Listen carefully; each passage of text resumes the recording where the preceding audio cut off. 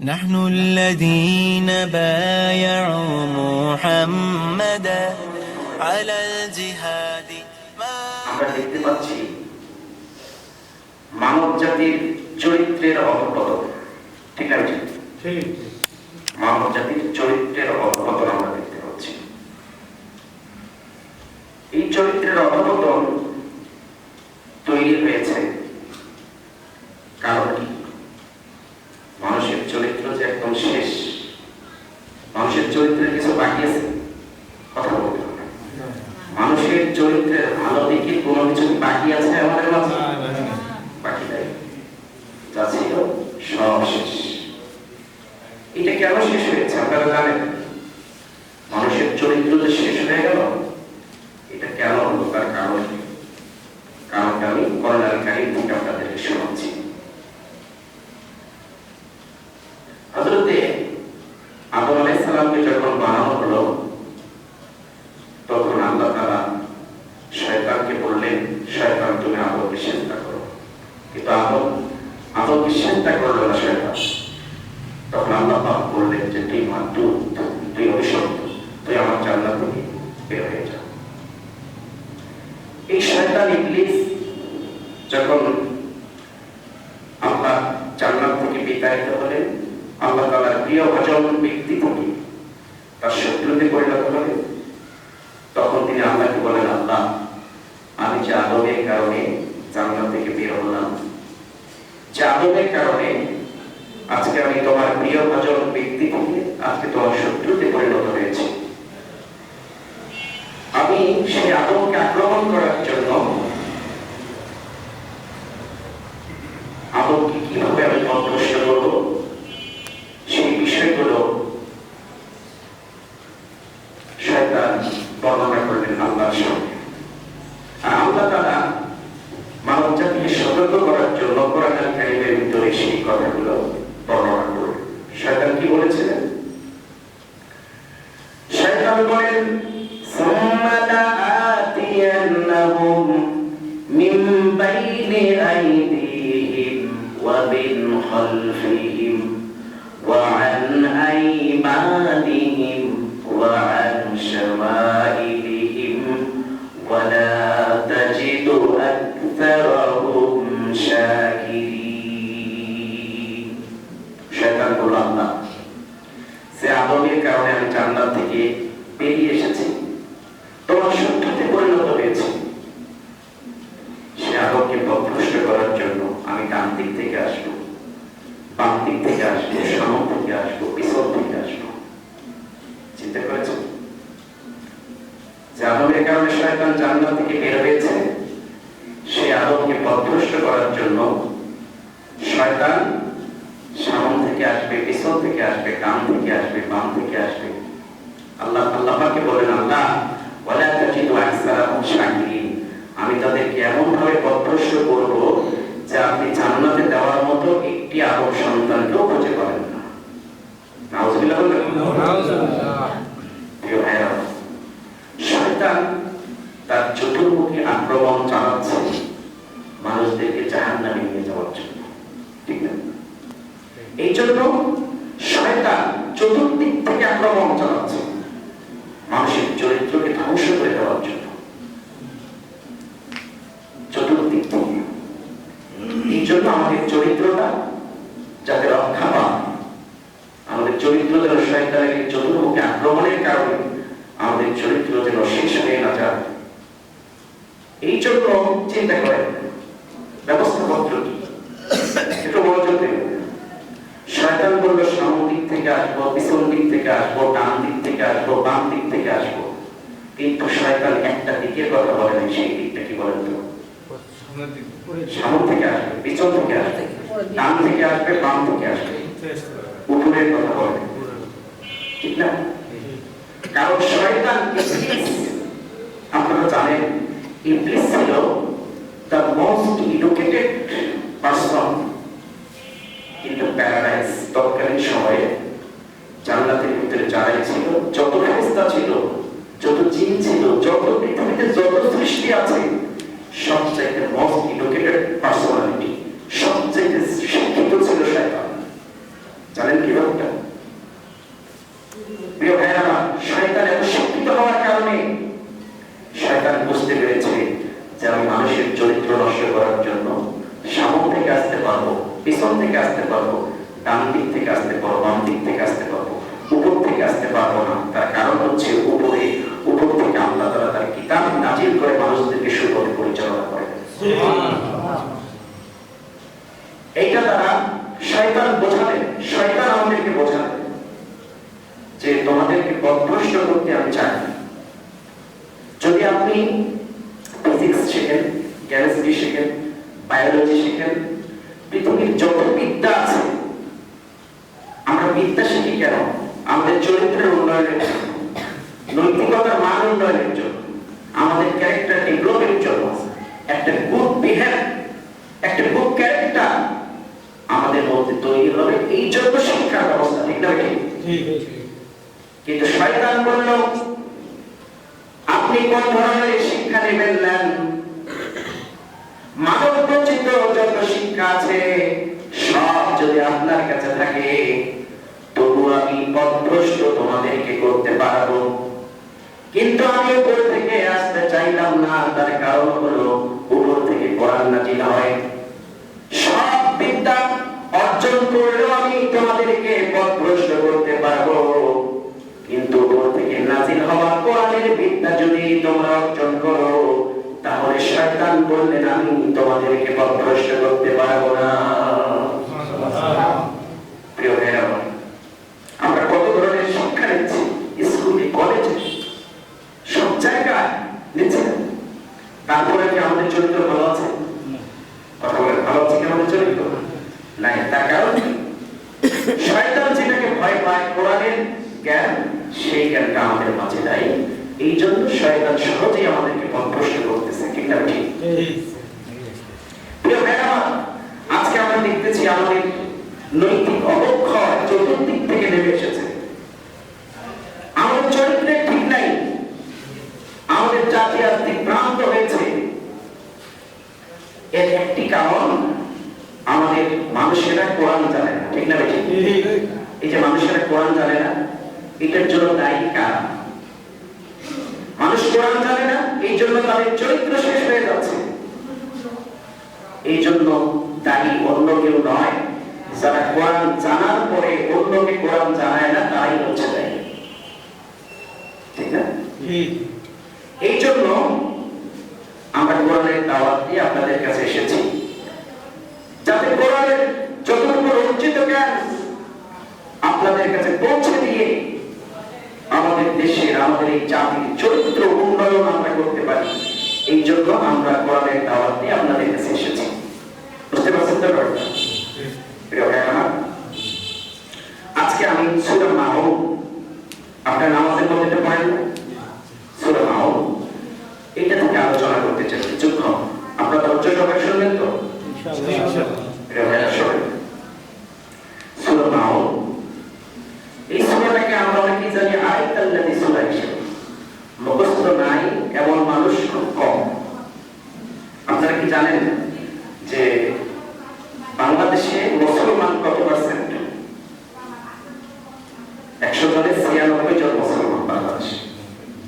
কিন্তু এই 96 জন মুসলমানের মধ্য থেকে যদি আবার পরিসংখ্যান করা যায়, তাহলে দেখা যাবে 100 জন মুসলমানের মধ্যে মাত্র 3 জন মুসলমান নামাজ পড়ে, আর 97 জন মুসলমান নামাজ পড়ে না। মাত্র 3 জন মুসলমান, শতকরা মুসলমান নামাজ পড়ে। আবার এই 3 জন মুসলমান যে নামাজ পড়ে শতকরা, এদেরও চরিত্রে ঠিক নেই। কথা বলেন, নামাজ পড়ার পরে কিছু ঠিক নেই, চরিত্রে ঠিক নেই। কেন চরিত্রে ঠিক নেই? একটু আগে বললাম, নামাজ পড়ে কিন্তু কোরআনের ভিতর যে কোরআন দিয়ে নামাজ পড়ে, সেই কোরআনের ভিতরে কি আছে সে জানে না, বোঝে না, বোঝার চেষ্টাও করে না।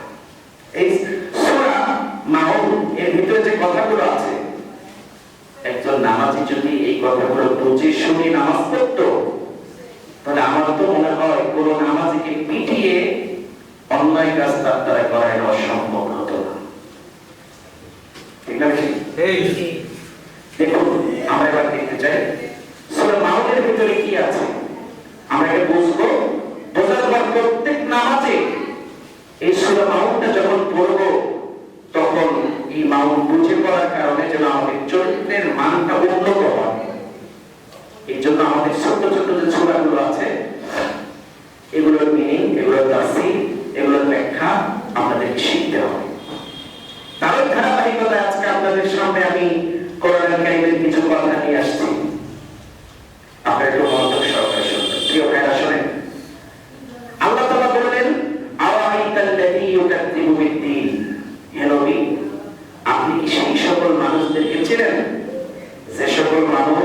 দিনকে অস্বীকার করে, দিনকে কি করে? অস্বীকার করে। তার মানে দিন মানে কি?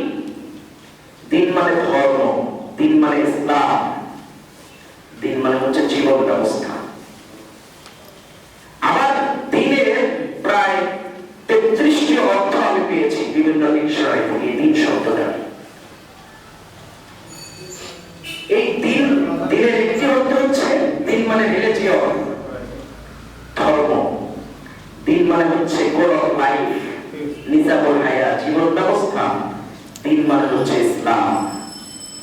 আবার এই দিন মানে বোঝানো হয়েছে ইয়াউমুল কিয়ামাহ, the day of judgment, the day of resurrection, the day of hereafter, পরকালের দিনকে বোঝানো হয়েছে। এই দিনকে, ইসলামকে কারা অস্বীকার করে অথবা কিয়ামতের দিনকে কারা অস্বীকার করে, তাদের পরিচয় এই আয়াতের এই সূরার ভিতরে দেওয়া হয়েছে। আল্লাহ বললেন, আরাআইতাল্লাযী ইউকাযযিবু বিদ্দীন, হে নবী আপনি কি দিন অস্বীকারীদের দেখেছেন? Do you know who does not believe the Islam? হে নবী আপনি কি জানেন তাকে যে ইসলাম বিশ্বাস করেন, যে পরকাল বিশ্বাস করেন, যে জান্নাত বিশ্বাস করেন, যে জাহান্নাম বিশ্বাস করেন, তাদেরকে আপনি চেনেন? এই যে ইউকাযযিবু, অস্বীকার করা। এই অস্বীকারী মানুষ দুই ধরনের। কয় ধরনের? দুই ধরনের। একটা প্রকাশ্যে অস্বীকার করে আর একটা গোপনে। ঠিক আছে?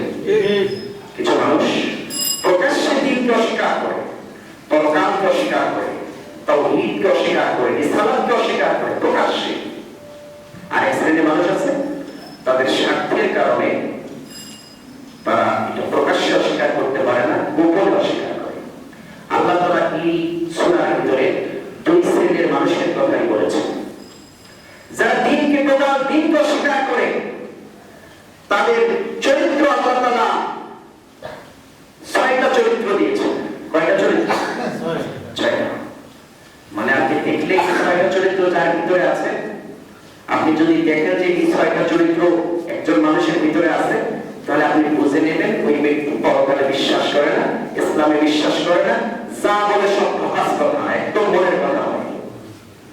বুঝতে পারছেন তো ব্যাপারটা? সেই 6টা চরিত্র এখানে বর্ণিত হয়েছে। তার মধ্যে 2টা চরিত্র হলো যারা একদম খোলাখুলি বলে দেয় যে আমি দিন মানি না, তাদের।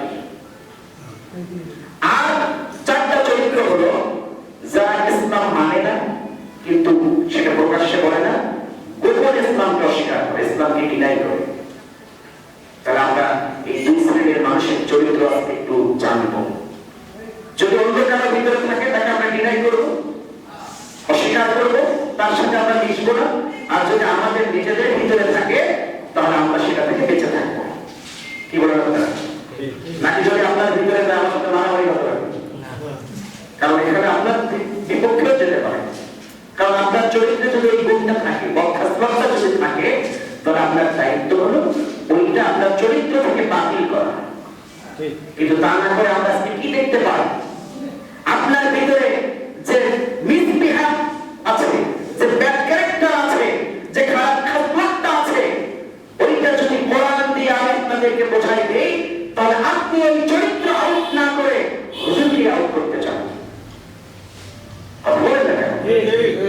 আপনার কথা না বলে আমি প্লিজ পাবো না, ভালো কথা হবে, একটু ঠিকঠাক তো বলতেই হবে। কি বলেন আপনারা? তারা আমার ভালো লাগে, আমি ভালো কথা বলতে পারবো। একই বক্তা দেখেন না বিভিন্ন জায়গায় বিভিন্ন ওয়াজ করে, কোথাও ভালো হয় কোথাও খারাপ হয়। এটি নির্ভর করে শ্রোতার উপরে, বক্তার উপরে না। বক্তা সব বক্তাই ভালো। প্রিয় ভাইরা, তাহলে বদখাসলত যদি আপনার ভিতরে থাকে, সেই কথাগুলো বন্ধ করা যাবে না, বরং আপনার চরিত্র থেকে সেটাকে আউট করতে হবে। রাজি আছেন তো? ইনশাআল্লাহ। প্রিয় ভাইরা, দিনকে কারা অস্বীকার করে? একজন মানুষ যদি দিনকে অস্বীকার করে, ইসলামকে অস্বীকার করে, পরকালকে অস্বীকার করে, তাহলে তার চরিত্রটা খারাপ হবে। আর যদি একজন মানুষ বিশ্বাসী হয়, আখিরাতকে বিশ্বাস করে, কিয়ামতকে বিশ্বাস করে, he belongs the good character if he believe Islam, if he believe the day of judgment. একজন মানুষ যদি কিয়ামতের দিনকে বিশ্বাস করে, তার চরিত্র চরিত্রটা হবে উন্নত মানের চরিত্র। সুবহানাল্লাহ। এই ব্যাপারে সবার আগে আমি সাইকোলজি থেকে, মনোবিজ্ঞান থেকে একটি কথা বলতে চাই। পৃথিবীর একজন শ্রেষ্ঠ ব্যবসায়ী নাম হচ্ছে স্টিভ জবস। নাম শুনেছেন? স্টিভ জবস পৃথিবীর একজন সেরা ধনীদের একজন। এই স্টিভ জবস অ্যাপল কোম্পানির মালিক, তার কাছে তার বন্ধু গিয়েছে, বলতো how to be a rich person, কিভাবে আমি সবচেয়ে বড় লোক হব, আমাকে পরামর্শ দাও। তখন এই পৃথিবীর সেরা ধনী স্টিভ জবস বলেছে, তুমি যদি তোমার মাথার মধ্যে দুইটা চিন্তা নিয়ে আসতে পারো, তুমি এমনিতেই বড় লোক হয়ে যাবে। কয়টা চিন্তা? দুইটা।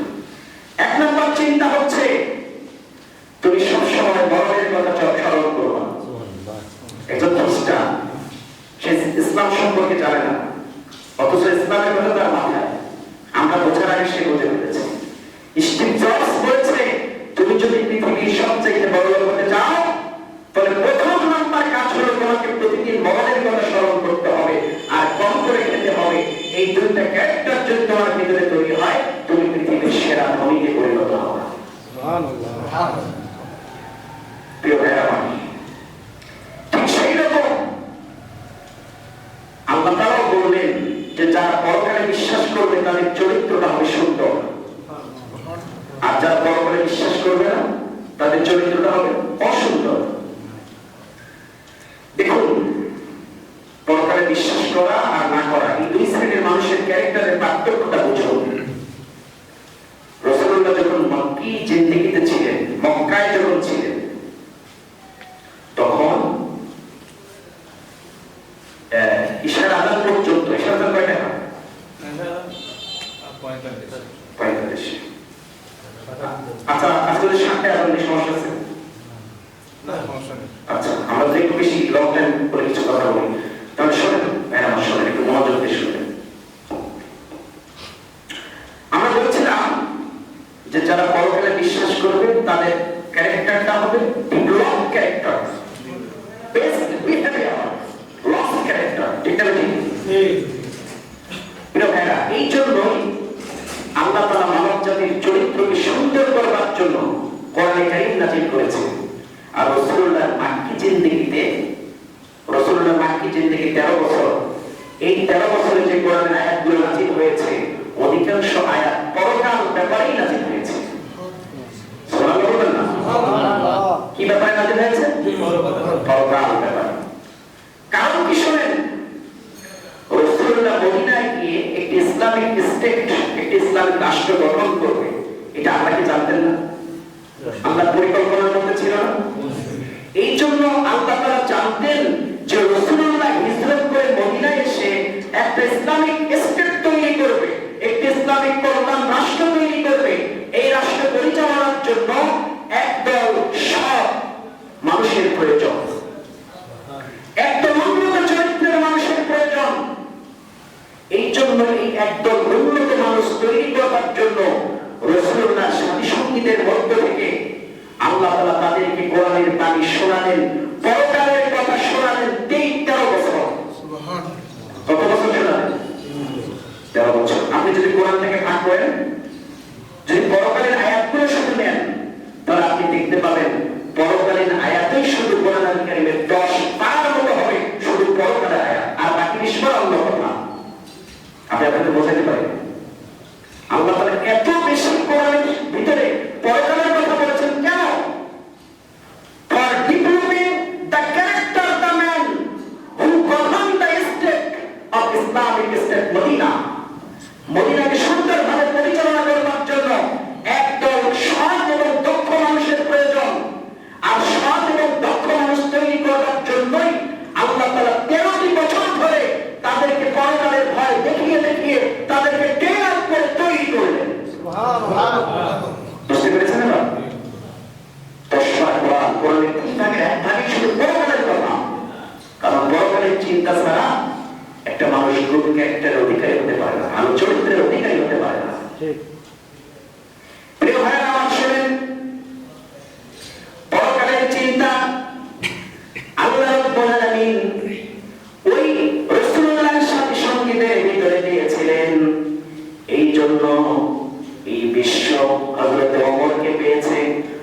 হযরত আবু বকরকে পেয়েছে, হযরত ওসমান আর আলীকে পেয়েছে। যারা একটি দেশের রাষ্ট্রপতি হওয়ার পরেও এই ওমর বলে, আমার রাষ্ট্রের ভিতরে যদি একটা কুকুর না খেয়ে মারা যায়, কিয়ামতের দিন আমি ওমরকে আল্লাহর দরবারে জবাব দিতে হবে। পরকালের ভয় নিয়ে, পরকালের ভয়ের মাধ্যমে নিজেকে ট্রেন আপ করেছে, ইসলামের রাষ্ট্রের গভর্নিং বডিতে নিজেকে শো করেছে। এই জন্য তার চরিত্র এমন হয়েছে, সে একটা কুকুর না খেয়ে থাকবে, এটাও সহ্য করতে পারে না। আর আমরা কি দেখতে পাই? কুকুর না খেয়ে মারা যায়, সেটাই তাদের সহ্য হয় না। আর আমরা দেখতে পাই আমাদের দেশের, আমাদের এই পৃথিবীর দায়িত্বশীলরা এই পরকালের ভয় না থাকার কারণে দিন দুপুরে মানুষকে নিজের হাতে জবাই করে দেয়। তাদের চরিত্রই আর আমাদের চরিত্রই একটাই পার্থক্য হচ্ছে, তারা পরকালের বিশ্বাসের ভিত্তিতে নিজেকে তৈরি করেছে, আর আমরা নিজেকে পরকাল থেকে মুক্ত রেখেছি। এই জন্য তাদের উন্নত চরিত্র আর আমাদের নিকৃষ্ট চরিত্র। প্রিয় ভাইরা, মক্কার কাফেররা, আবু জেহেল, উতবা, সাইবা, এরা কাফের ছিল, এরা পরকাল বিশ্বাস করে না। এই জন্য তাদের চরিত্র খারাপ ছিল। কেন চরিত্র খারাপ ছিল? আল্লাহ তাআলা কোরআনুল কারীমের ভিতরে বলছেন, আল্লাহ পাক বলেন, ক্বালু মা হিয়া ইল্লা হায়াতুনা দুনিয়া নামুতু ওয়া নাহইয়া ওয়া মা ইউহলিকুনা ইল্লা আদ-দার।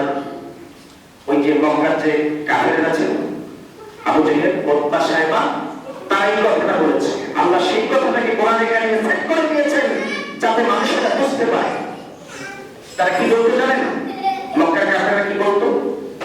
তারা বলতো, মা হিয়া ইল্লা হায়াতুনা দুনিয়া নামুতু ওয়া নাহইয়া। এই দুনিয়ার জীবনটা যেটা আমরা পেয়েছি, এইটা শুধু এখানে বাঁচবো আর মরবো, তাছাড়া এখানে কিছু নাই। আমাদের মরার পরে যদি আমাদেরকে ধ্বংস করে দেয়, তাছাড়া পরকাল বলতে কিছু নাই। ওয়া মা নাহনু বিমাবউসিন, পরকাল হওয়ার কোনো কিছু নাই। রাসূলুল্লাহ পরকালের কথা আমাদেরকে বলছে, পরকাল বলতে কিছু নাই, দুনিয়াটাই সব। এই জন্য তারা বলতো, লজ্জা পাও, হাত পেতে নাও, বাকির খাতায় শুনতো না, দুয়ের পাত্র কি লাগবে যে মাঝখানে যে বেজায় ভাত। এই বেলা ভাই মদ খেয়ে নাও, কাল নিষিদ্ধের ভরসা করি, চাঁদনিও মিলে যুগ যুগ থাকিবে, আমরা তোমার রবনাশয়। তারা বলতো, কবিতা আবৃত্তি করতো, তারা বলতো যে চাঁদ সারা জীবন থাকবে, সূর্য সারা জীবন থাকবে, কিন্তু আমরা সারা জীবন থাকবো না। যেহেতু দুনিয়ায় সারা জীবন আমরা থাকবো না, অল্প কয়েকদিনের জীবন, পরকাল বলতে কিছু নাই। এই জীবনে যেভাবে পাও আনন্দ উপভোগ করো, যেভাবে পাও এনজয় করো, এইভাবে তারা বলতো। আর মানুষের ক্ষতি করে হলেও, মানুষের অন্যায় করে হলেও, মানুষকে জীবন্ত কবর দিয়ে হলেও নিজে আনন্দ করতো, নিজে ভালো থাকার চেষ্টা করতো। একটা মানুষের যদি পরকালের বিশ্বাস না থাকে, চরিত্রটা কেমন হয় শোনেন। তারা বলতো, এই বেলা ভাই মদ খেয়ে দাও, মদ খেয়ে নাও, কাল নিষিদ্ধের ভরসা করি, কালকে যে আমার বাঁচবো তার নিশ্চয়তা আছে নাই, ছোটরা মদ খেয়ে নাও, চাঁদনি উঠিলে যুগ যুগ থাকিবে, আমরা তোমার রবনাশয়। চাঁদ থাকবে, সূর্য থাকবে, পৃথিবীর সব থাকবে, আমরা থাকবো না। সুতরাং পরকাল দরকার নাই, তোমরা যা পাও সুখ আর শান্তিতে নিজেকে নিমগ্ন করে রাখো। এইভাবে তারা দুশ্চরিত্রের অধিকারী হয়েছে। প্রিয় ভাইরা আমার, আজকেও আমরা কিছু উশৃঙ্খল মানুষ আমাদের দেশে দেখতে পাচ্ছি। কথা বলেন কি মানুষ? উশৃঙ্খল মানুষ, ক্যারেক্টারলেস, লুজ ক্যারেক্টার মানুষ আমরা দেখতে পাচ্ছি। এরা লুজ ক্যারেক্টারের অধিকারী কেন হলো? এবং কি বুঝলেন? লুজ ক্যারেক্টারের অধিকারী হওয়ার একমাত্র কারণ হচ্ছে এরা পরকালে বিশ্বাস করে না। যদি পরকালে বিশ্বাস করতো আমাদের দেশের চিত্রনায়িকা পরিমণি, যে পরকালে আল্লাহর দরবারে আমাকে উপস্থিত হতে হবে, তাহলে সেই নোংরামিগুলো করতে পারতো না। প্রিয় ভাইরা আমার, ঐশী নামে একটা মেয়ে এডিক্টেড হয়ে মদ খেয়ে ইয়াবা সেবন করে তার নিজের মা আর বাবাকে তরকারি গোটা বডিকে জবাই করেছে। এই ঐশী আজকে যদি তার মা আর বাবা কোরআনে কারিমের এই 10 পারা কোরআন শুধু পরকালের ব্যাপারে আলোচনা করা হয়েছে, এতটুকু লাগতো না। যদি পরকালীন মাত্র 20টা আয়াত তাকে শেখাতো, তাহলে এই মা বাবাকে মেয়ের হাতে নিহত হওয়া লাগতো না। এরশাদ শিকদার মানুষকে জীবন্ত তার মাছকে দিয়ে খাওয়াতো, কুকুরকে দিয়ে খাওয়াতো। এই এরশাদ শিকদার হয়েছে তার কারণ তার ভিতরে পরকালের ভয় ছিল। ঠিক না? আজকে আমরা দেখতে পাচ্ছি আমাদের দেশের একজন প্রতিমন্ত্রী ডক্টর মুরা, সে ইসলামকে নিয়ে বাজে কথা বলছে, আলেমদেরকে নিয়ে বাজে কথা বলছে, আল্লামা সাঈদীকে নিয়েও সে বাজে কথা বলেছিল।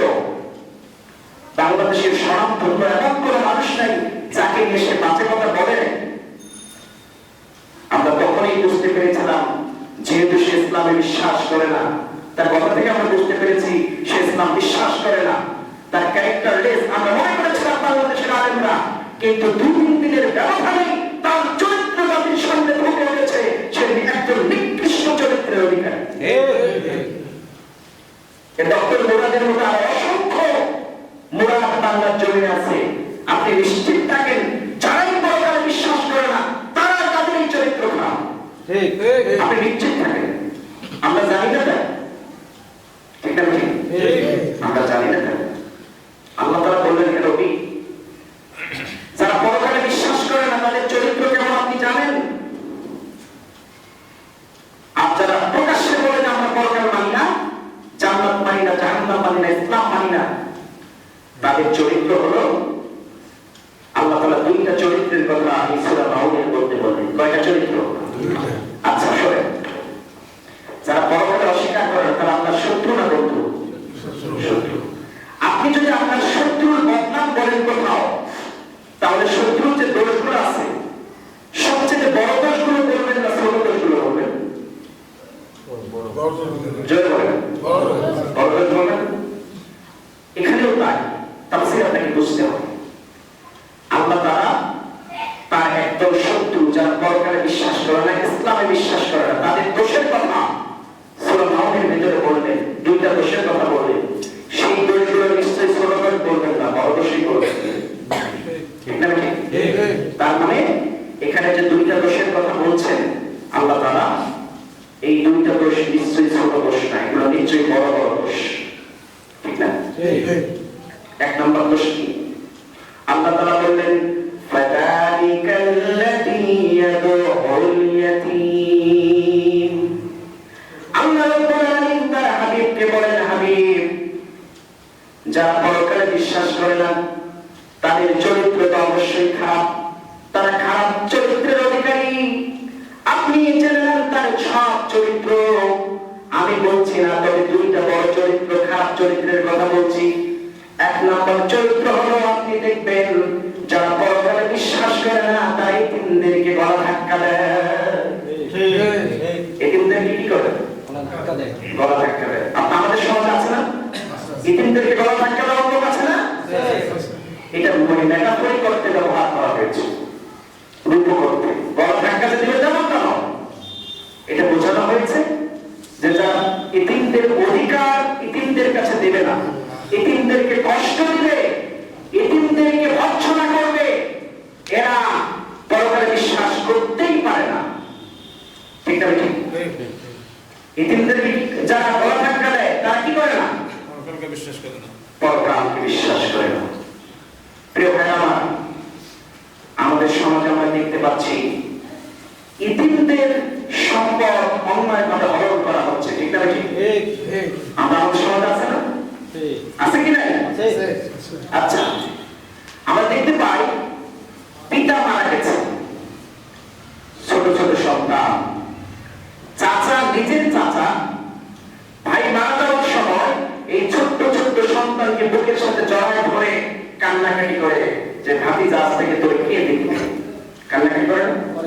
কিন্তু 2-3 বছরের ব্যবধানে এই চাচাই এই ছোট্ট ছোট্ট ইতিম ভাতিজাদের সম্পদ অন্যায়ভাবে হরণ করার চেষ্টা করে।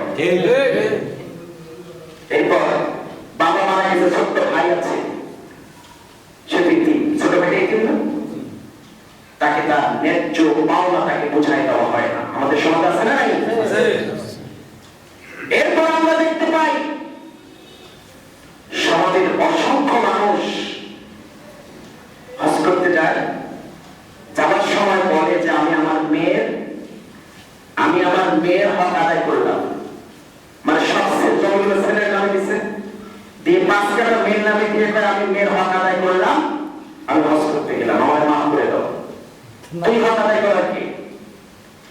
তোমার জমি তুমি মারা যাবা, তারপর ইসলাম যে বিধান দিয়েছে সেই বিধান অনুযায়ী তোমার ছেলে পাবে পুরোটা, তার অর্ধেক পাবে তোমার মেয়ে, তার একচুল পরিমাণ কম করে তুমি দিয়েছো, তুমি হক আদায় করো নাই।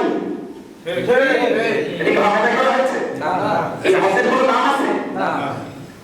প্রিয় ভাইরা, এই ব্যক্তিও যদি ইতিমের সম্পদ নষ্ট করলো, নিজের বাপ যদি সন্তানের সম্পদ নষ্ট করে, এই সন্তানের চাইতে বড় ইতিম কি দুনিয়া আছে? আমরা দেখি কিনা এগুলা? আবার দেখি 4টা মেয়ে 1টা ছেলে, তারা চিন্তা করে সব আমি মারা যাওয়ার পরে তো আমার জমিগুলো সব মানুষের বেটারা নিয়ে যাবে, এই জন্য ছেলের নামে চুরি করে দলিল করে দেয়। আছে না নাই? যারা এই কাজগুলো করে তারা যতই নামাজ পড়ুক, রোজা করুক, হজ করুক, যাকাত দেব, আপনি বুঝে নেবেন আল্লাহ কোরআনের সূরা মাউন অনুযায়ী এই ব্যক্তি ঈমানদার নয়। তার নামাজে, রোজা, হজে 4 পয়সার দাম নাই, কারণ সেটা মুমিনে নয়। ঠিক আছে? প্রিয় ভাইরা আমার, এতিমদেরকে আশ্রয় দেওয়া একটা সওয়াবের কাজ। ঠিক আছে? রাসূলুল্লাহ বলেছেন আনা ওয়া কাফিলুল ইয়াতীমি ফিল জান্নাতি কাযা ওয়া কাযা। রাসূলুল্লাহ বলেছেন যারা এতিমদেরকে আশ্রয় দেয় তারা আর আমি কিয়ামতের দিন জান্নাতের ভিতরে 2টা আঙ্গুল যেমন পাশাপাশি থাকে, ওই এতিমের আশ্রয় দানকারী আর আমি জান্নাতের ভিতরে এরকম থাকবো। সুবহানাল্লাহ। এটা হচ্ছে এতিম মানুষ দেখলে তো এমনিতেই মনটা নরম হয়ে যায়। ঠিক আছে? কিন্তু তার সম্পদ, আপনার দায়িত্ব হলো এতিমকে আপনার সম্পদ দেয়া। আপনি তা না করে তার সম্পদ নিজে খান, এটার সাথে বড় জুলুম কি পৃথিবীতে আছে? এই জুলুমটা কারা করতে পারে? কত নিষ্ঠুর মনের মানুষেরা এই জুলুমটা করতে পারে আপনি চিন্তা করছেন? আপনি যদি একটা সাধারণ ছেলেকে থাপ্পড় দেন, সেটাও কিন্তু জুলুম হলো। আবার একটা এতিম ছেলেকে থাপ্পড় দেন, সেটাও জুলুম, কিন্তু 2 জুলুম এক না। আপনি যদি একটা সাধারণ ছেলেকে থাপ্পড় দেন, এটা শুধু একটা থাপ্পড়, কিন্তু একটা এতিম ছেলেকে যদি থাপ্পড় দেন, এটা থাপ্পড় থাকে না, এটা কুফরে পরিণত হয়ে যায়। প্রিয় ভাইরা, চিন্তা করেন, যার কেউ নেই সেই তো এতিম। কি বলেন? যার কেউ নেই সেই হচ্ছে এতিম। আমাদের দেশে যারা ক্ষমতাবান, তারা শিক্ষিত এতিমদের চাকরি দেওয়ার নামে 20 লক্ষ টাকা, 30 লক্ষ টাকা জমি বিক্রি করে দেয়, আর এই ব্যক্তি একটা চাকরি দেওয়ার নামে 10 লাখ টাকা নেয়। কথা বলেন না কেন? তাহলে এই ব্যক্তি যারা এরকম কাজ করে, এবং অনেক ঘটক আছে ওই চাকরি লেনদেনের ঘটক, আছে না? এই যে যারা ঘুষ দেয়, যারা ঘুষ নেয়, দুজনের সমানুপাতি না? কিলাহুমা ফিন্নার।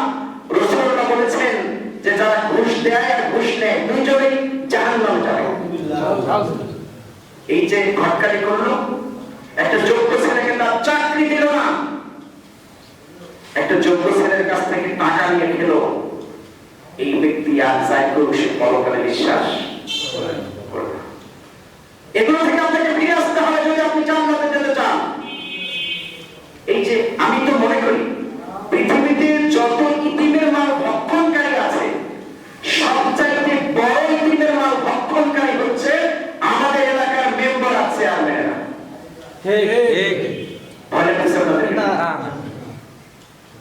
কারণ আমাদের গভর্নমেন্ট যে রিলিফ গুলো দেয়, কাদেরকে দেয়? ইতিম, মিসকিন, বিধবা। ঠিক না? বিধবা ভাতার কাজ আসছে, ওর বাবা মারা যায়নি, তবু ওর মার নামটা দিয়ে দেয়। দেখেন নাকি? ওর বক্তা হয় না। এরপর আমি দেখেছি বিধবা ভাতার কাজ দেয় বিধবা মহিলাকে, সেই মহিলার কাছ থেকে 5,000 টাকা নেয়, 6,000 টাকা নেয়। একদিন এক ভিক্ষুক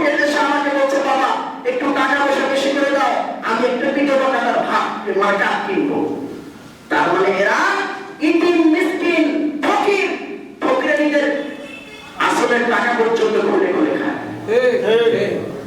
ঠিক না ভাই? এই যে ভোট আসছে, ওরা লিখে দিয়েছে আমরা গরিবের বন্ধু।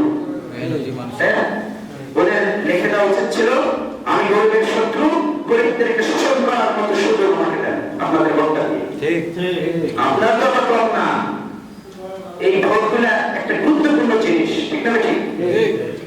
একটি জাতির যদি মাথা নষ্ট হয়ে যায়, একটা মাছের যদি মাথা নষ্ট হয়ে যায় তার কিছু বাকি থাকে না। কিন্তু একটা জাতির মাথা হচ্ছে ওই এলাকার নেতৃবৃন্দ।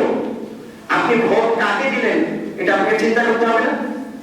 আমরা ভোট দিই কাকে? একটা সৎ কি অসৎ এটা আমরা চিন্তা করি না, বরং চিন্তা করি অমুক আমার চাচাতো ভাই, অমুক আমার দুলা ভাই, অমুক আমার খালাতো বোনের স্বামী, দেওয়ারের ছেলে, এগুলো ভোটটা ওকে দিতে হবে। ঠিক না ঠিক? আর বাংলাদেশে আমার একটা অবস্থা তৈরি হয়েছে যে যত বড় ঠক, যত বড় বাটপার, সে আপনাদের কাছে তত বেশি যোগ্য। কারণ আপনারা মনে করেন তার যে যোগ্যতা, যে অমুক আমাকে বেশি খাওয়াইতে পারে, সুতরাং অমুক ভালো বুদ্ধিমান মানুষ, তাকে আপনারা ভোট দেন। ঠিক না ঠিক? প্রিয় ভাইরা, রাসূলুল্লাহ আল্লাহ পাক বললেন ফাযালিকাল্লাযী ইয়াদউল ইয়াতীম, যারা এতিমকে গলা ধাক্কা দেয় তারপর তারা বিশ্বাস করে না। এতিমের সম্পদ যদি আপনি খান, কে আমাদের কি হবে জানেন? আল্লাহ পাক বলেছেন ইল্লাল্লাযীনা ইয়াকুলুনা আমওয়ালাল ইয়াতামা যুলমান ইন্নামা ইয়াকুলুনা ফি বুতুনিহিম নারা ওয়া সায়াসলাউনা সাঈরা। আল্লাহ রাব্বুল আলামিন বলেন, যারা এতিমের সম্পদ অন্যায়ভাবে ভক্ষণ করবে তারা যেন আগুন পেটের মধ্যে গিলল। তারা যেন কি করলো? আগুন খাইল। তার মানে কিয়ামতের দিন তাকে ওই সম্পদগুলো আগুনে পরিণত করা হবে। আপনাকে চাকরি দেওয়ার নামে যে তারা 10 লক্ষ টাকা দিয়েছে, এই 10 লক্ষ টাকা কিয়ামতের দিন আগুন হিসেবে তৈরি করে ওই নেতাদেরকে খাইয়ে দেওয়া হবে। এরপর কি করা হবে?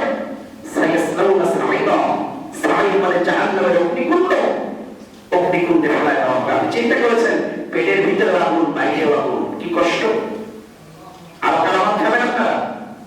অন্যভাবে কারামাত খাবেন না? খাবেন না। প্রিয় ভাইরা, কেউ যদি পরকালে বিশ্বাস করে তাহলে কি কথা বিশ্বাস করতে হবে যে এতিমের মাল খাওয়া মানে আগুন খাওয়া? এই কথা যে বিশ্বাস করবে সে কি এতিমের মাল খাইতে পারে? না। এটা এক নম্বর চরিত্র। 2 নম্বর চরিত্র হচ্ছে ওয়ালা ইয়াহুদ্দু আলা তাআমিল মিসকিন। যারা পরকালে বিশ্বাস করে না, জান্নাতে বিশ্বাস করে না, জাহান্নামে বিশ্বাস করে না, এটা 2 নম্বর ক্যারেক্টার কি? যে তারা মিসকিনদেরকে খাদ্য দানে উৎসাহ দেয় না। আগে আপনাদের বোঝার সুবিধার জন্য আমি মিসকিনদের পরিচয় আপনাদের সামনে দিই। মিসকিন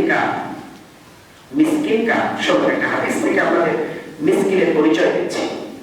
রাসূলুল্লাহ বলেছেন লাইসাল মিসকিন আল্লাযী ইয়াতুফু আলান নাস তারুদ্দুহু লুকমাতুন ওয়া লুকমাতানি ওয়া তামারুন ওয়া তামারাতানি। মিসকিন ওই ব্যক্তি নয় যে ব্যক্তি মানুষের দ্বারে দ্বারে ঘরে আর তাদেরকে এক মুষ্টি চাউল দিলে, একটা খরমা দিলে, এক লোকমা ভাত দিলে, একটা খেজুর দিলে, 2টা খেজুর দিলে তারা সেটা নিয়ে চলে যায়, এটা মিসকিন নয়। এটার নাম হচ্ছে ফকির। এটার নাম কি? সরি এটার নাম হচ্ছে সায়েদ। এটার নাম কি? সায়েদ। যাকে এক লোকমা 2 লোকমা দিলে হয়, এটার নাম সায়েদ। আর যার মধ্যে বাড়িতে একদিনও খাবার নাই সে হচ্ছে ফকির। তার নাম কি? ফকির। আর রাসূলুল্লাহ মিসকিনের পরিচয় দিলেন ওয়ালাকিন্নাল মিসকিন আল্লাযী লা ইয়াজিদুল গিনা ইউগনিহি ওয়া ইউফতিনু বিহি ফায়াসাদ্দাকু আলাইহি ওয়া লা ইয়াকুমু ফায়াসআলুন নাস। মিসকিনকে তার পরিচয়। রাসূলুল্লাহ বলেন মিসকিন হচ্ছে ওই ব্যক্তি যার বাড়িতে পর্যাপ্ত পরিমাণে খাবার নেই, তোর খাবার আছে, পর্যাপ্ত পরিমাণে ভালো জামা নেই, তোর জামা আছে। এক কথায় যার সম্পদ কিছু আছে থাকার পরেও সেটা যে তার প্রয়োজন পূরণ হয় না, কিন্তু তাকে দেখে মনে হয় না তার অভাব আছে। সুন্দর করে পাঞ্জাবি ইস্ত্রি করে, পুরাতন জামা ধুতে করে, সুন্দর মাথায় তেল দিয়ে রাস্তা দিয়ে হাঁটছে, আপনি বুঝতে পারবেন না তার অভাব, কিন্তু তার অভাব আছে। রাসূলুল্লাহ এই ব্যক্তিকে মিসকিন বলেছেন। মিসকিনকে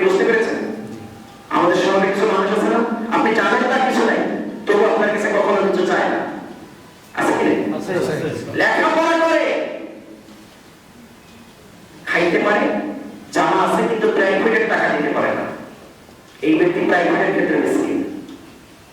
তারপর একটি ছেলে ফর্ম ফিল আপের টাকা দিতে পারে না, সব আছে কিন্তু ফর্ম ফিল আপের টাকা নেই, এটা তো অভাব না, এটা হচ্ছে মিসকিন। আপনার বাড়িতে কিন্তু এই ধরনের মিসকিন আছে, আছে না? দেখবেন যে আপনার ফ্যামিলি এই ধরনের মিসকিন, আপনার চাচাতো ভাই এই ধরনের মিসকিন, আপনি দেখতে পাবেন যে আপনার স্বামী এই ধরনের মিসকিন, কিন্তু আপনি তাকে দান করার সওয়াবের কাজ মনে করেন না, মনে করেন মসজিদে 1 লাখ টাকা দেওয়াটাই হচ্ছে সওয়াবের কাজ। ঠিক না? ঠিক। অথচ আল্লাহ তাআলা বলছেন এই ধরনের মিসকিনদেরকে তুমি শুধু দিবা দিয়েই হবে না, বরং আরেকজনকে দেওয়ার জন্য উৎসাহ দিতে হবে। যদি উৎসাহ না দাও, যে দিবে না সে পরকালে বিশ্বাস করে। আমি এই আয়াতটি মাঝে মাঝে খুব আবেগে আপ্লুত হয়ে যাই। আল্লাহ তাআলা কত বড় রহমান, আপনি চিন্তা করেছেন যে আপনার বাড়িতে খাবার নাই, আপনি কাউকে বলবেন না লজ্জায়, এজন্য আপনি না খেয়ে থাকবেন, তা হবে না, বরং যার বাড়িতে খাবার আছে আল্লাহ তাকে নির্দেশ দিলেন যে ওর বাড়িতে খাবার নেই, ও তোমার কাছে যাবে না, বরং খুঁজে বের করে ওর বাড়িতে খাবার পৌঁছে দিয়ে তোমাকে আসতে হবে, না হলে তুমি মুমিন নও। আল্লাহ যদি নির্দেশ না দিত তাহলে তো না খেয়ে থাকবে, লজ্জায় মরে যাবে। এই জন্য আপনাকে দায়িত্ব দিল যে তুমি খুঁজে খুঁজে বের করে ওর বাড়িতে খাবার পৌঁছায় দাও। তুমি কি আসলা, একদিনে শেষ, পরে খাবে কি, এই জন্য তুমি আরেকজনকে বলো তার কাছে খাবার পৌঁছায় দেবে, তার প্রয়োজন পূরণ করো। আল্লাহ বললেন ওয়ালা ইয়াহুদ্দু আলা তাআমিল মিসকিন, এই কাজটা যদি তোমরা না করো, নিজে দেওয়ার পর অন্যজনকে যদি উৎসাহ না দাও, তাহলে তুমি পরকালে বিশ্বাস করো না। কথাগুলো কি আমি এই কথা, এগুলো যদি আমরা বুঝি আমাদের চরিত্র সুন্দর হবে না? আমাদের চাচাতো ভাই যে প্রাইভেট পড়ার টাকা পায় না, তার অভাব পূরণ হবে না? সমাজে কি অন্যায় অশান্তির কিছু থাকবে, অভাবনাটক থাকবে? কিন্তু আমরা কি তা করি? বরং মনে করি যে যে জায়গায় টাকা দিলে নাম হবে সেই জায়গায় দিই।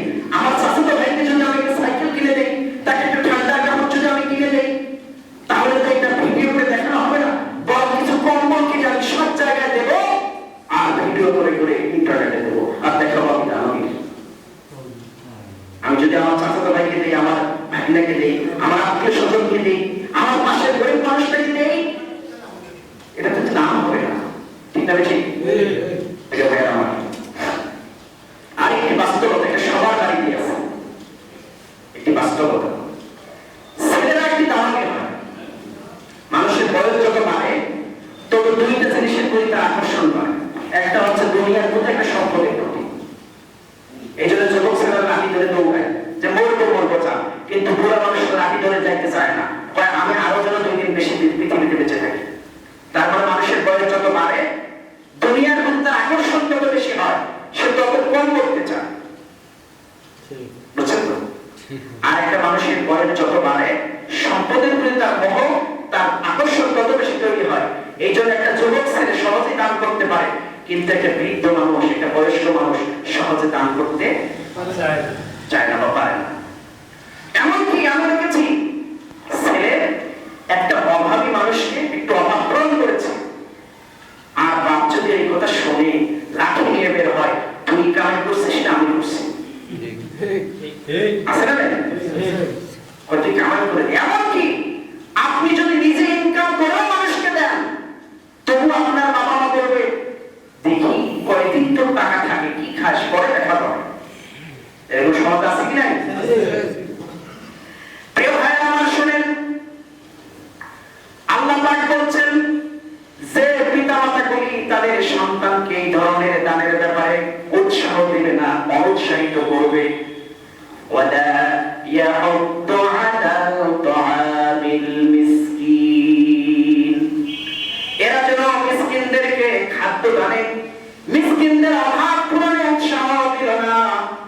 আল্লাহ পাক বলেন এরা যতই দাড়ি টুপি থাক না কেন, যতই লম্বা পাঞ্জাবি থাক না কেন, এরা যতই হাজি হোক না কেন, এদের ইমানের 4 পয়সার দাম আমার কাছে নাই। বুঝতে পারলাম? আপনার সন্তান দান করবে আর আপনি তাকে নিষেধ করবেন, করবেন নাকি বলেন? করা যাবে না। প্রিয় ভাই আমার, এটা এটা কেন হয় জানেন? আপনি আপনার সন্তানকে দান করতে দেন না, বা আপনার বাবা আপনাকে দান করতে দেয় না, এটা কেন জানেন আপনি?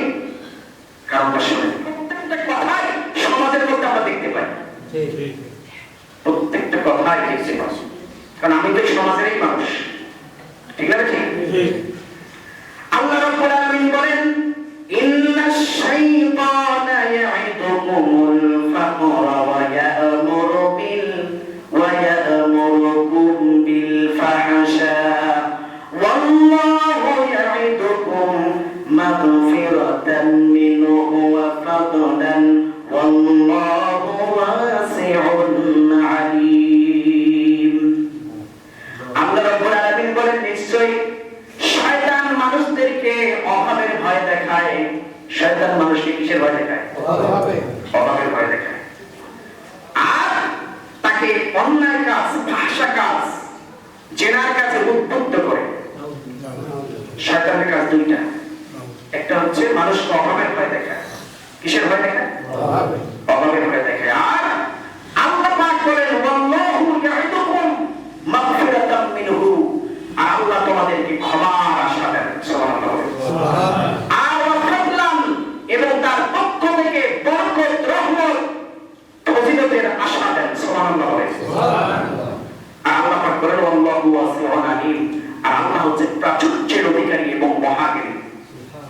এই আয়াতটা যদি আমি আপনাকে বোঝাতে পারতাম, আর আপনি যদি বুঝতেন, কখনো আপনার সামনে একটা টুকরো না খেয়ে আপনার সামনে দিয়ে যেতে পারত না।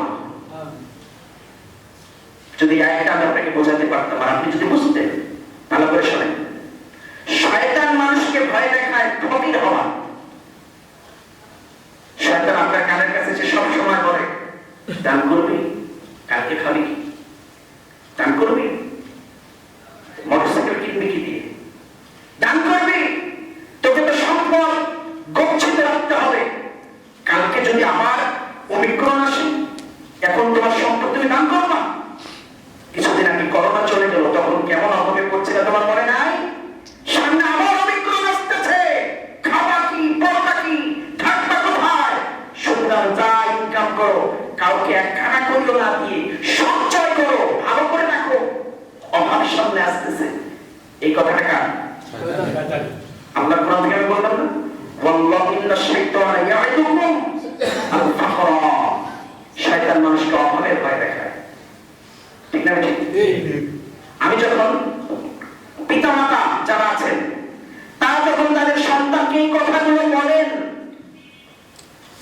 যে বাবা একটু হাতটা একটু কি করো, ছোট করো, কাউকে কিছু দেওয়ার দরকার নাই, সঞ্চয় করো। আপনি তো সঞ্চয় করবেন, তবে সবার হক নষ্ট করে সঞ্চয় করবেন তেমনটা নয়। যখন আপনি আপনার সন্তানকে বলেন, বাবা টাকা পয়সা কাউকে দিবে না, সঞ্চয় করো, সামনে কি করবা, তোমার ভবিষ্যৎ আছে, তখন এই বাপ মাদেরকে কাছ থেকে আমি পিতৃত্ব সুলভ চরিত্র পাই না, বরং শয়তানের চরিত্র আমি পাই। এই কথাটা যে ভয় দেখায় যে কালকে কি খাবা, অমুকদের কাছ থাকবে না, এই কথাটা শয়তানের আল্লাহ বললো না? এরপর আল্লাহ বলছেন, ওয়াল্লাহু ইয়া'দুকুম মাগফিরাতাম মিনহু, আল্লাহ তোমাদেরকে maaf করে দিবেন, আর ওয়াফাদলান, আল্লাহ তোমাদেরকে ফজিলতের আশা দিয়েছেন। তুমি তোমার সম্পদ অভাবীদেরকে দান করে দাও। আল্লাহ তাআলা সম্পদের মালিক, ওয়াল্লাহু ওয়াসিউন আলীম, তিনি জানেন কিভাবে তোমাকে ধনী বানায় দিতে হয়, কোন দিক থেকে সম্পদ তোমার কাছে আসবে তুমি জানো না, তোমার আল্লাহ জানে। আপনি ভয়ে দান করলেন না, কিন্তু আপনাকে সম্পদ কিভাবে আপনার কাছে আসতে হবে এটা জানে কে? আল্লাহ তাআলা জানে। প্রিয় ভাইরা আমার, যারা পরকালে বিশ্বাস করে না, এদের চরিত্রই হলো কাউকে কোনো কিছু দেওয়া যাবে না, কারণ এই দুনিয়াটাকে তারা সবকিছু মনে করে, পরকাল তাদের কাছে গুরুত্বপূর্ণ নয়। ঠিক না? ঠিক। শুধু তাই নয়, আমরা পৃথিবীতে যারা পরকাল বিশ্বাস করে না, তাদের মধ্যে দেখতে পাচ্ছি তারা তো মিসকিনদেরকে খাবার দেবে না, বরং নিজে হাত দিয়ে কৃত্রিম ভাবে সমাজের মধ্যে অভাব অনটন তৈরি করে। আপনারা শুনলে অবাক হবেন। আল্লাহ তাআলা বলেছেন,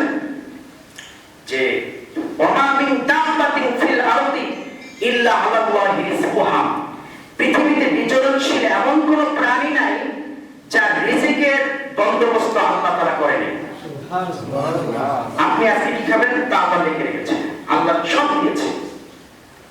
এই যে ফকির আসলে আপনার কাছ থেকে 2 টাকা নিয়ে যায়, ওইটা আপনার ওখানে ওর টাকাটা আপনার ওখানে দিয়েছে। তো দেওয়ার সিস্টেম কি? দেখুন, পৃথিবীতে এমন সম্পদ আছে যারা অর্থনীতিবিদ, যারা এগুলো গবেষণা করে, ভূত বিশেষজ্ঞ যারা, তারা গবেষণা করে বলেছে গোটা পৃথিবীর মানুষের জন্য যতটুকু খাদ্যের দরকার আল্লাহ তাআলা ঠিক ততটুকু খাদ্য উৎপাদন করেন। সুবহানাল্লাহ। কারণ তিনি রিজিকের মালিক।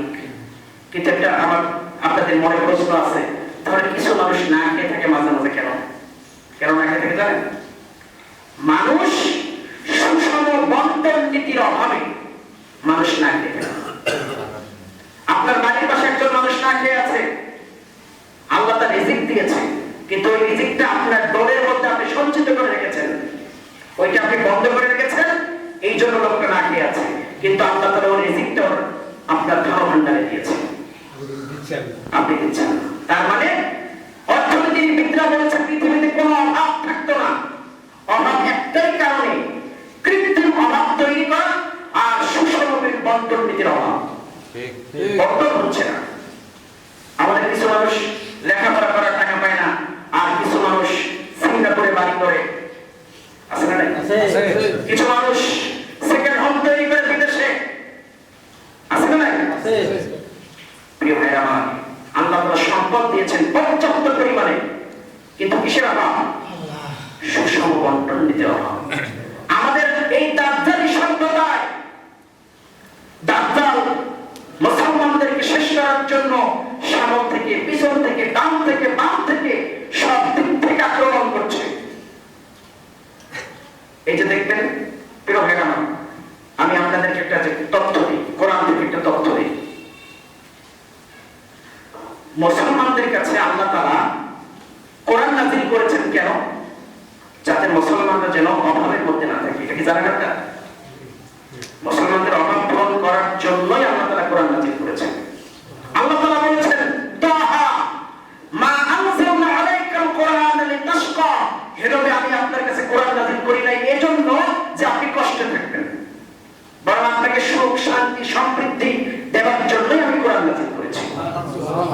কিন্তু মুসলমানরা কোরআনের জ্ঞানের অভাবে আজকে গরিব, জ্ঞানের অভাবের কারণে আজকে নির্যাতিত, নিষ্কাশিত। ঠিক না? ঠিক।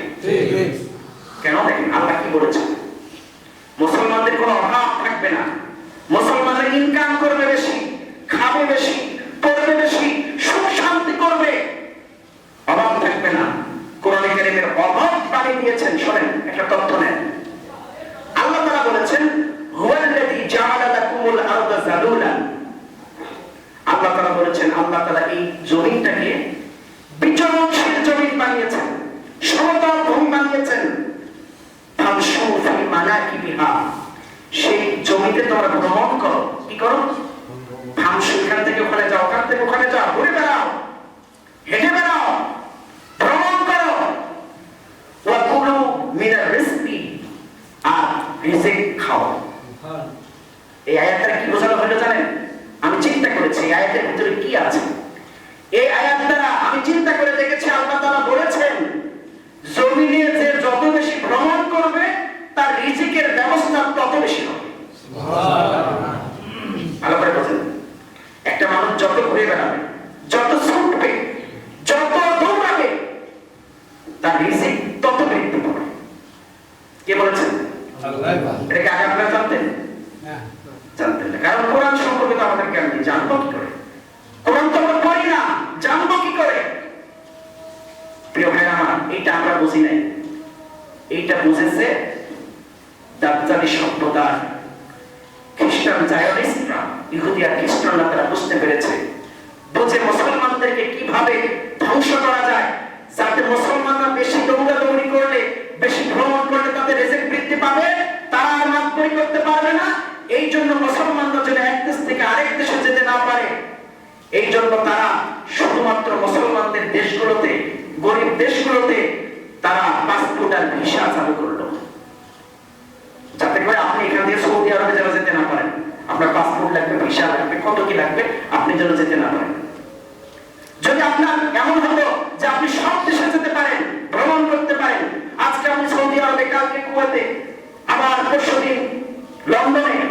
যদি যেতে পারতেন, যত দৌড়াবেন আল্লাহ বলছেন তার রিজিক তত বেশি হবে, তার অভাব তত থাকবে না।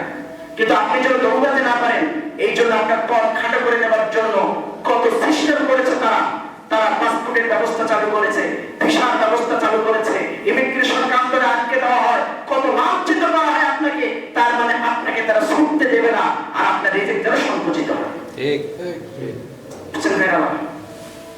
এই আয়াতটা যদি আমি আরেকটু বোঝাই, আপনার মনের মধ্যে ইতমিনান আরো বড় বেশি হবে। আচ্ছা, একটা এলাকা যদি উন্নত হয়, আপনি শোনেন, যে এলাকায় যোগাযোগ ব্যবস্থা যত উন্নত, সেই এলাকা তত উন্নত।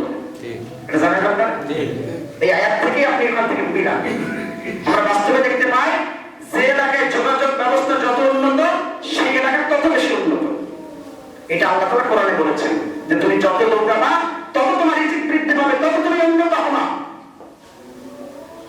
কিন্তু আপনি ইউরোপের দেশগুলোতে যদি যান, এক দেশ থেকে আরেক দেশে যাইতে পাসপোর্ট ভিসা কিছুই লাগে না। জানেন কি আপনারা? পাসপোর্ট ভিসা কিছুই লাগে না। কিন্তু মুসলমানরা এক দেশ থেকে আরেক দেশে যাইতে গেলে অনেক কিছু লাগে। আমাদের দেশ না, প্রিয় ভাইরা আমার, ভারতীয় র এর সদস্যরা তারা বুঝতে পেরেছে যে বাংলাদেশকে কি করে গরিব রাষ্ট্র বানানো যায়। এই যে কোরআন বলছে যে মানুষ যত যোগাযোগ ব্যবস্থা ভালো হবে, তারা তত বেশি উন্নত হবে। এই জন্য তারা এমন মানুষদেরকে ক্ষমতায় বসায়, তারা যেন রোডঘাট ঠিক করতে না পারে। রোডঘাট তৈরি করার জন্য, ব্রিজ তৈরি করার জন্য টাকা পাবে, পয়সা পাবে, তার 3 ভাগ করে 2 ভাগ খাবে, আর 1 ভাগ দিয়ে বানাবে 1.5 বছর পর শেষ। ঠিক না? ঠিক। আর একটা ভয়ঙ্কর ষড়যন্ত্র দেখেন, পদ্মা সেতু তৈরি হলো না আমাদের। পদ্মা সেতু যেন আমরা তৈরি করতে না পারি, এই জন্য ভারত সহ আমাদের শত্রু দেশগুলো বারবার চেষ্টা করেছে, বিশ্ব ব্যাংকও ষড়যন্ত্র করেছে, আমরা যেন আমাদের পদ্মা সেতুটা তৈরি করতে না পারি। ঠিক। কারণ তারা জানে পদ্মা সেতু তৈরি হলে, যোগাযোগ ব্যবস্থা ভালো হলে সেই দেশ উন্নত হবে। অবশেষে যখন আমাদের দেশের গভর্নমেন্ট যে করেই হোক না কেন, যত টাকা খরচ হোক না কেন, পদ্মা সেতু তৈরি করলো, তারা বারবার লঞ্চ দিয়ে, ফেরি দিয়ে আঘাত করতেছে পদ্মা সেতু ভেঙে দেওয়ার জন্য। দেখেন আপনার টেলিভিশনে? এটা কেন? যোগাযোগ ব্যবস্থা কেন ভেঙে দিতে তারা চায়? যাতে করে আমাদের দেশটা যোগাযোগ ব্যবস্থায় উন্নত হলে তারা ধনী হয়ে যাবে, এইটা যেন না হয়। এটা কৃত্রিম ভাবে পৃথিবীতে অভাব তৈরি করা হচ্ছে, প্রিয় ভাইরা। তাহলে আজকে আমরা বুঝলাম সূরা মাউনের কয়টা আয়াত? 3টা আয়াত। একটি হচ্ছে যে যারা পরকালকে অস্বীকার করে, তাদের চরিত্র হলো তারা ইতিমদেরকে গলা ধাক্কা দেয়, তারপরে ইতিমদের সম্পদ লুটে ফুটে খায়, আর কি করে? অভাবীদেরকে খাদ্য দান করে না, উৎসাহ দেয় না। তার মানে আপনি শুধু অভাবীদেরকে দিবেন তাই আপনার দায়িত্ব শেষ না, বরং আপনাদের পাশে যারা স্বাবলম্বী আছে তাদেরকে গিয়ে বলতে হবে যে ওই মানুষটা অভাবী, তার কিছু দাও। এটা যারা করে না, আল্লাহ বললেন তারা পরকালে বিশ্বাস করে না। প্রিয় ভাইরা, আমি যা বললাম আপনাদেরকে কোরআন থেকে আমাদের জাতির চরিত্র উন্নয়নের জন্য আমি চেষ্টা করেছি। এই বাকি দায়িত্ব আল্লাহ। আমি কোরআন শোনানোর জন্য এখানে এসেছি। আল্লাহ তাআলা যেন কোরআনের কথা আমাকে কবুল করেন, সকলে বলুন আমিন। আসসালামু আলাইকুম ওয়া রাহমাতুল্লাহ।